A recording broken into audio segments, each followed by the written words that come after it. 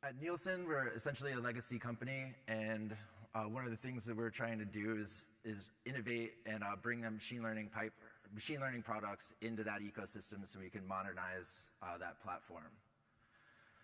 I don't know if anybody's familiar with Kent Beck, but he's an author of many seminal software programming books. And one of the things that I've really or a philosophy that I've really adhered to is his one: make it work, make it fast, and then make it right. In that order, we should do those things. So typically when you do this, data science notebooks and things like that, you do the make it work step. But a lot of times, really, the make it fast and then the make it right steps get left off the table. And what we really need to ask ourselves is, what problem are we solving for? Are we, as data science community, are we doing ideas searching? Are we doing analysis? Or in a business setting, are we really trying to create tangible products that create some type of ROI for the company? And if you want to answer that question, you really need to understand if, as a data scientist, are you a software engineer or are you like a researcher or something like that? And if you look around at the popular media, you get some quotes, something like this, that they're really different. And I would really challenge that aspect. If you're doing programming, making a product, then you should really think of yourself as a software engineer. This one came out a couple days ago, and I loved this quote from Hillary Mason, who runs data science at Cloudera. So if anybody has good perspective, it's going to be her. And you can see her colorful language there. Essentially, DevOps isn't taking bad code and notebooks and putting that into production. So we really need to create a system that you can translate from analysis straight into production.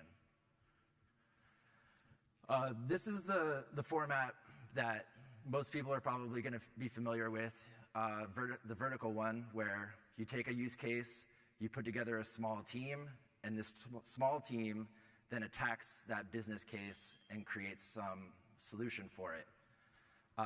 This typically takes months, and it involves too many people for one use case, right? But the pros are that it's very flexible.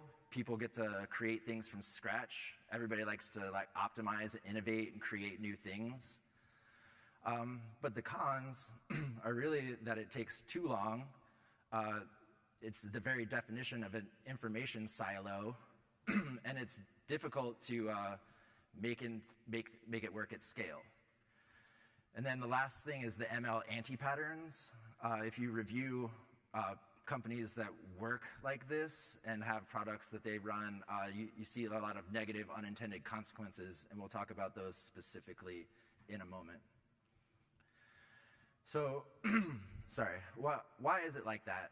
Well, people like flexibility. We use a lot of different tools, R, Jupyter, Python, custom things, even C++ maybe.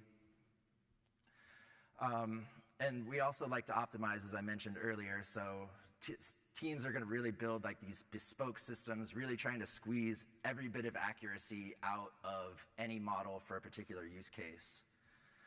And then you really have to, you have limited resources, you have limited time, and limited ability to make things work. You have to move on to the next project. So you're limited in what you can do in a short period of time.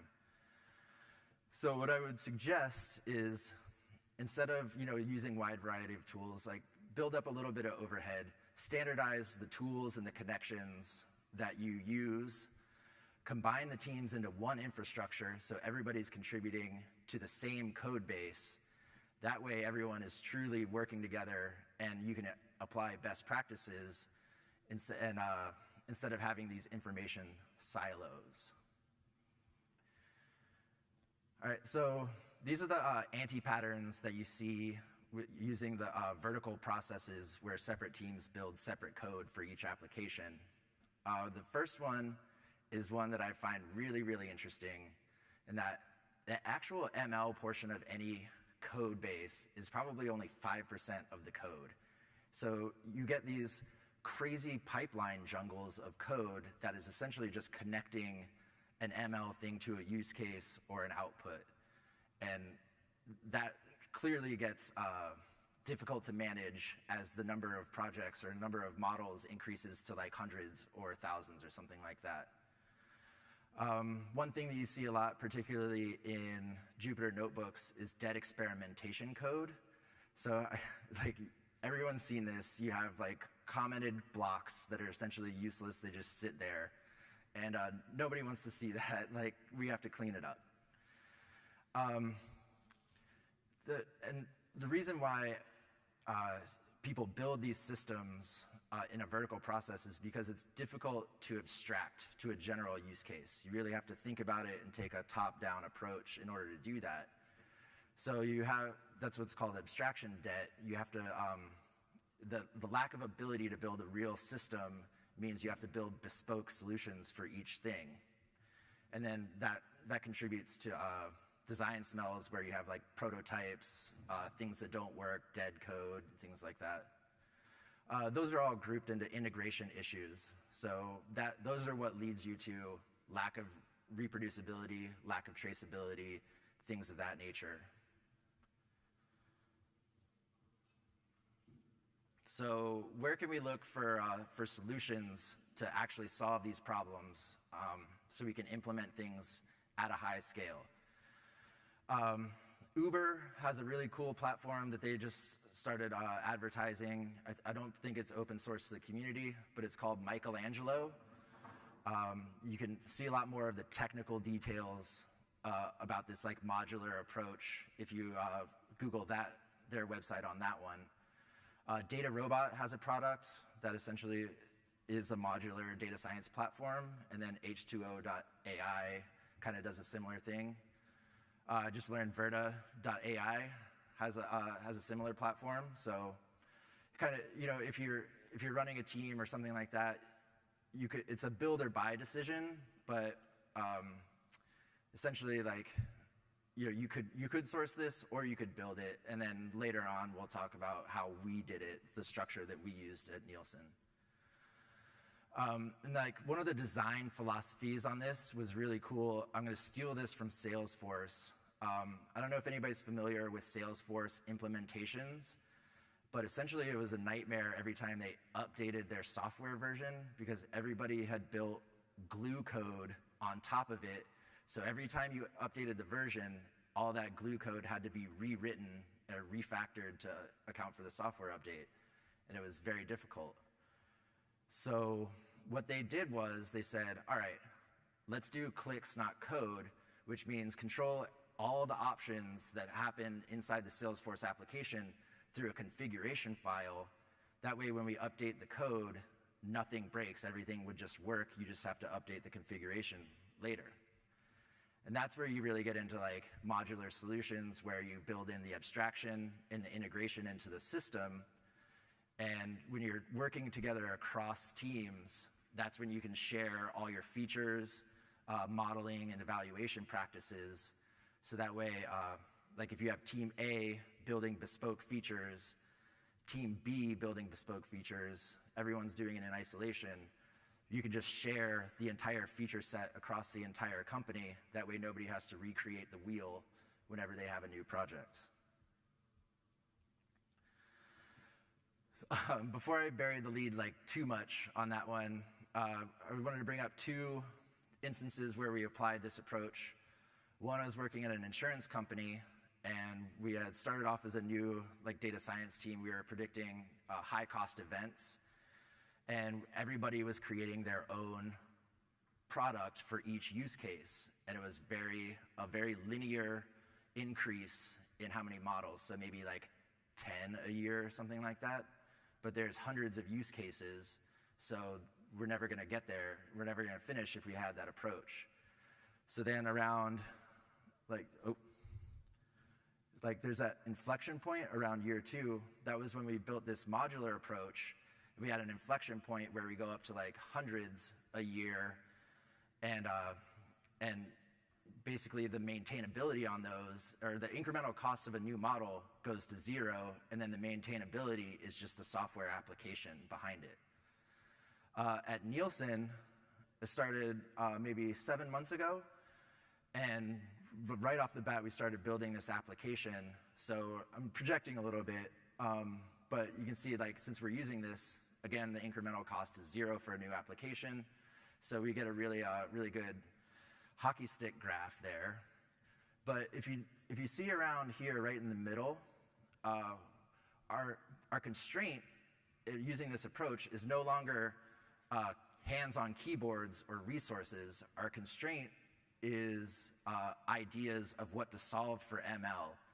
So once we complete all the original tasks that are obvious right off the bat, we have to then like put in work on how to ideate new use cases. So at some point it'll slow down.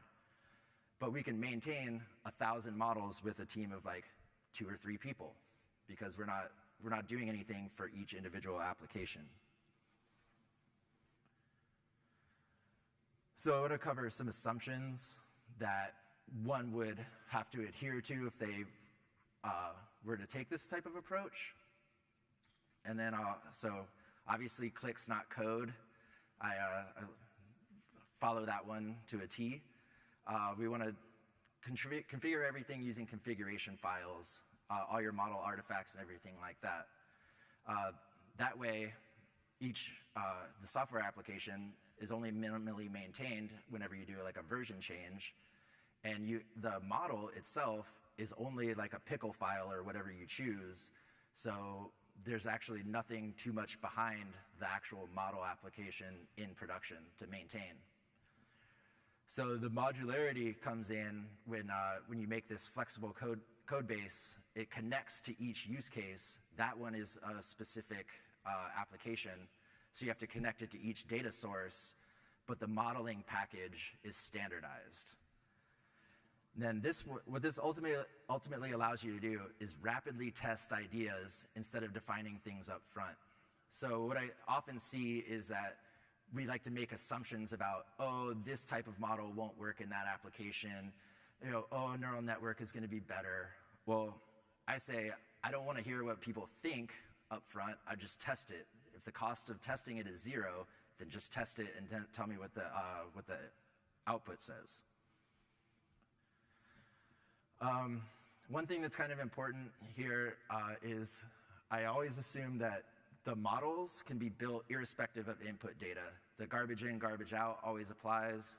So you can always optimize a model given any data set. Your model might be better with better features, but that's a totally separate issue. Use cases are independent and try to make the software application more flexible as opposed to building specific things for special cases. And then I mentioned earlier the fast, easy testing of hypotheses. So how do we put the pieces together at Nielsen? Up at the top, this is that vertical process. And then down at the bottom is like a high-level framework for how we structured it. And I color-coded it so you can see every portion of that vertical one is covered. It's just in a little bit different of a configuration. So take any number of n data marts, take all your use cases, and then if you build one standard data processing library and then store that in the data mart, you have all features that anyone could use throughout the entire data science team. That way, it's available for anyone, and you can access it at any given time. Your modeling just then becomes an API that accesses some set of data, some standardized feature set, and all your evaluations and things like that become standardized. So you define up front how you want to evaluate things, and then output that in a standard file. That way you can move the actual model file. You can copy the configuration file and then the model file, like a pickle, something, right onto the production server and run it right straight ahead. Okay, so I'll talk a little bit about each one of those different things. So in the configuration file, that's where you're going to define all the specific things that apply to your use case. What your raw data sources are, what the targets are, any models that you want to run, and any artifacts like hyperparameters, things like that, how you're going to evaluate it, and then where the output should go. So we use this, we package everything into Anaconda because we have, I don't know, maybe, we have a ton of different servers and applications that house its own data source. So I need to be able to place that Anaconda package on any of those servers and have it run. So Anaconda makes it really easy for us to do that. And then the next step after you build the configuration file, you want to process the features using that standard data store. So you specified previously what your raw data sources are, what your features want to be. You can process the feature, do all the feature engineering right there, all your feature selection, and then any normalization inside there, and then just port that over into a modeling data set. So this is where like the modular approach comes in. Once you define a function for feature engineering, you can then choose to use it or not, and so on and so forth down the path. So like if I want to impute values, I just build it in as a function in the software package. I shouldn't do that up front in like a data engineering side. I can do it in here. The modeling data set is what will, so this one is probably my favorite. So everybody has different use cases for a modeling application. When we actually build a product that's going to be used in production, we're probably worried about accuracy. When I'm doing something and I'm socializing a new application or a new business case, I want to get that immediately. So I'll like just specify a very fast, simple model to get like a baseline. That way I can go back to my client and give them a rough estimate of the business value. So it allows us to all kind of pick and choose what exactly we want to do for our specific purpose.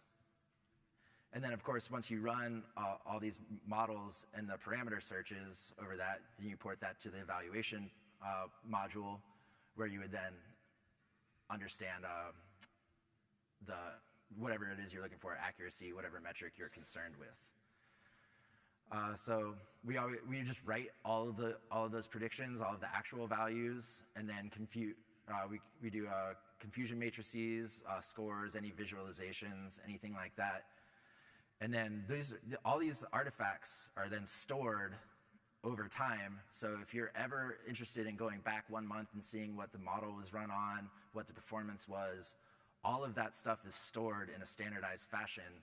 So your traceability problem is then non-existent. I mentioned earlier, when you take this model to production, you essentially have a pickle file and a configuration file. Well, since you have that data science data mart, all of the features are already going to would have already been processed up front. So you don't have to do anything special for that. You just send the features through the modeling object and store those predictions wherever you use them in some type of prediction warehouse. And then this is the complete process. Just kind of overall, it's actually pretty. When you abstract it, it seems kind of simple. So you just take all of these configuration files, process it in a loop over any hyperparameters, and then take those objects, place them on the production server, and run the format, and then get your predictions. And then, so how exactly like we do it at Nielsen? We have these 5 modules: format, feature selection, and any formatting or imputation that we want to do, training and testing, evaluate, and then predict. So pretty straightforward. All the applications that are in your vertical process are here. I mentioned earlier the disparate data sources. We have a bunch of them. One of the vendors asked me like what SQL we use. I think that we actually use all of them, which is a nightmare.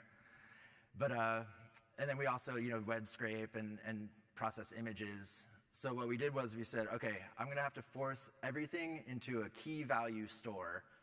That way, so we force some overhead there, and then turn that either into one of two formats, a SciPy sparse matrix or a PySpark array. That way we can process large amounts of data in memory. And then I mentioned the model tuning thing. So everybody that uses this application has like a different purpose. So I want some that run very fast, and then I want some that can run, take longer to run, but give you really good performance. You can include all of them, and that goes back to the testing and hypothesis thing. So I don't want to define up front whether a tree model is going to beat a neural network on accuracy. I just want to run all of them and let the data say who created the best model. And then all of this is controlled, again, by the configuration file. Okay, a little bit fast. But so just to recap, like the software approach really helps us rapidly increase all of these things into production.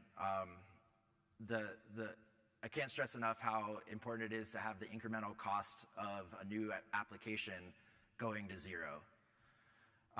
All the abstraction is written into the modeling pipeline, so you control everything with the clicks, not code. You could put it on a web page, you can do whatever you want with it. It makes it very easy for anyone to use. Actually, like our business users are not data scientists at all. They just click in like things that they want, and then they can get the output from it. And we've kind of outsourced some of the analysis, the model evaluation, to the actual business owners, so they can maintain those things over time.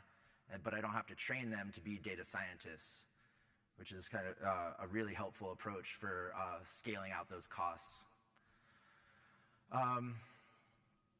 One of the interesting ones is exposing useful engineered features to everyone. So that one, I talked to a lot of people, and everyone has like their own feature engineering thing, and they do it in isolation. There's a lot of value to just exposing any feature that's useful for anyone in any application to everyone, and then having that standardized and available, and anyone can then add to it. So you got to force some standardization. I mentioned earlier, like nobody likes to be forced into using a certain type of algorithm, and it might limit some of the local optimizations that happen. But if you're talking about getting business value or implementing something in a real life business, like you have to do some trade-offs, and that's one of the areas that you're gonna want to do that.